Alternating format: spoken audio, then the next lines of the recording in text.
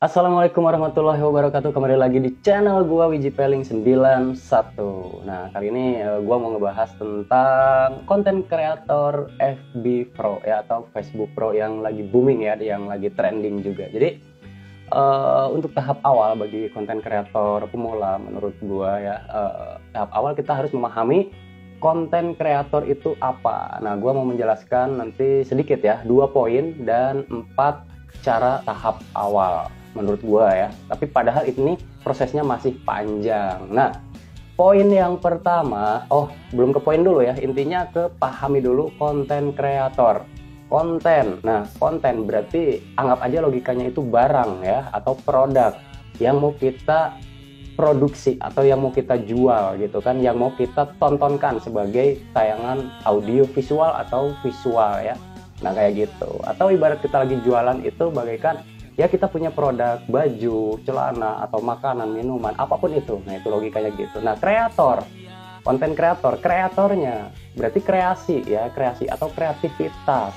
Nah, berarti itu tergantung ke diri kita sendiri, ke diri kita pribadi. Nah, kayak gitu ya.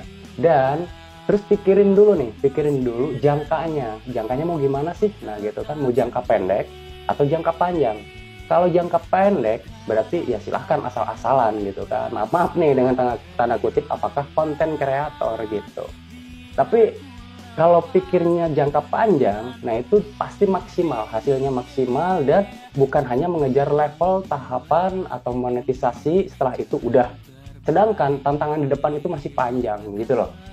Apalagi setelah monetisasi pasti tantangannya lebih menakjubkan. Mungkin rekomendasi turun, atau pendapatan nggak dapat gaji juga. Nah, kayak gitu ya. Nah, oke, itu cuma sebuah gambaran. Jadi harus memahami dulu konten kreator ini apa sih. Berarti kita harus berkreativitas gitu loh.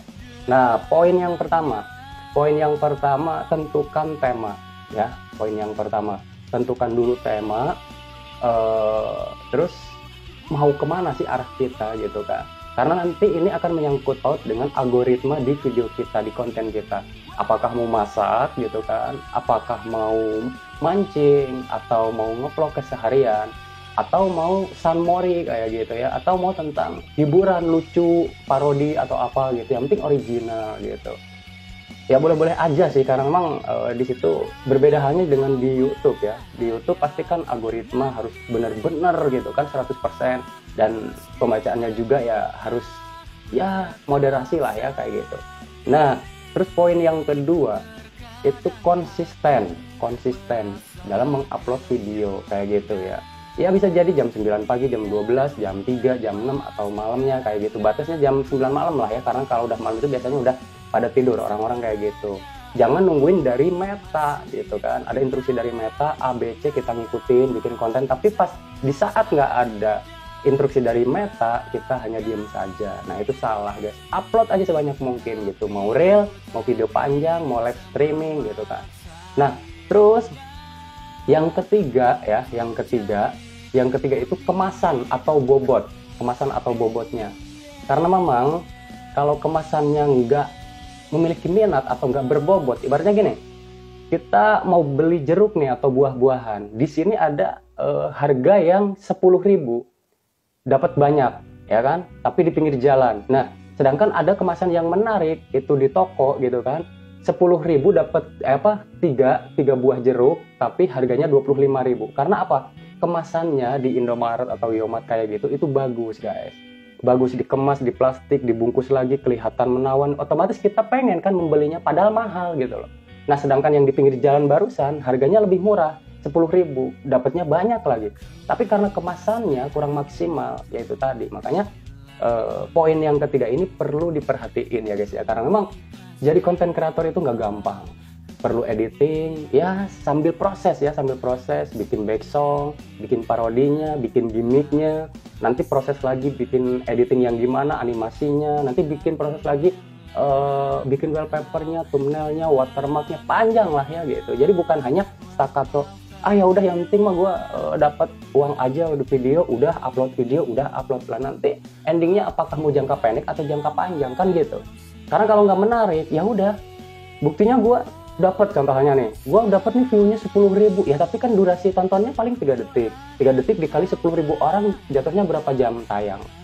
Meta sama YouTube hampir sama kayak gitu. Tapi kalau menarik, kemasannya menarik, bobotnya menarik gitu kan, pasti orang itu betah menonton. Dari thumbnailnya aja udah menarik gitu kan, terus dari videonya juga editingnya menarik gitu ya, semaksimal kita lah ya. Sambil berproses nanti kita akan memahami kok cara editing kayak gitu, ditonton gitu kan.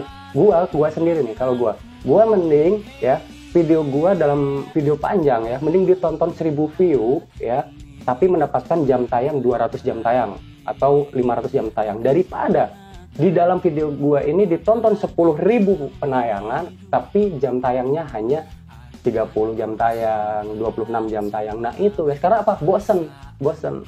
Karena kita jangan sampai merasa kepedean. Ini viewer gua meledak bang, ini viewer gua meledak guys, ini bun, viewer gua udah meledak. Salah, karena emang percuma viewer meledak, tapi kita yang diharapkan itu jangka panjang. Setelah monetisasi, apakah mau mentok di stakato monet, atau kita pengen apa coba? Kita kan pengennya itu dolar, gajian, uang, cuan, ya kan? Nah ke situ arahnya, jangka panjang. Teruslah konten, algoritma.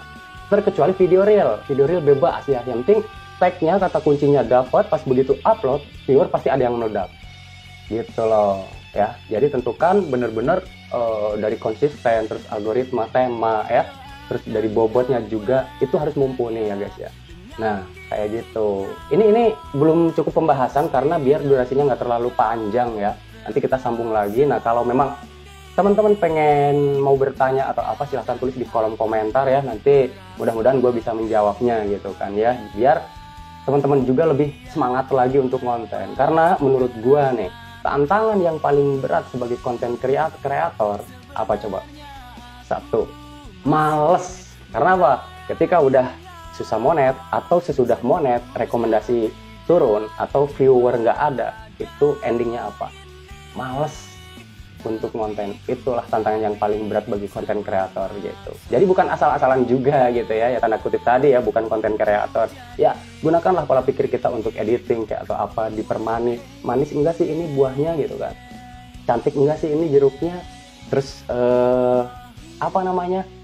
Kayaknya berbobot nih jeruknya nih. Nah, kan kayak gitu. Otomatis kita mau beli. Nah, ini pas dilihat video kita manis enggak sih, cantik enggak sih, keren enggak sih, diklik sama orang tersebut, wih indah, pasti betah gitu loh. Tapi kalau pas diklik, bosen, udah paling di scroll kayak gitu. Nah itu paling di scroll doang.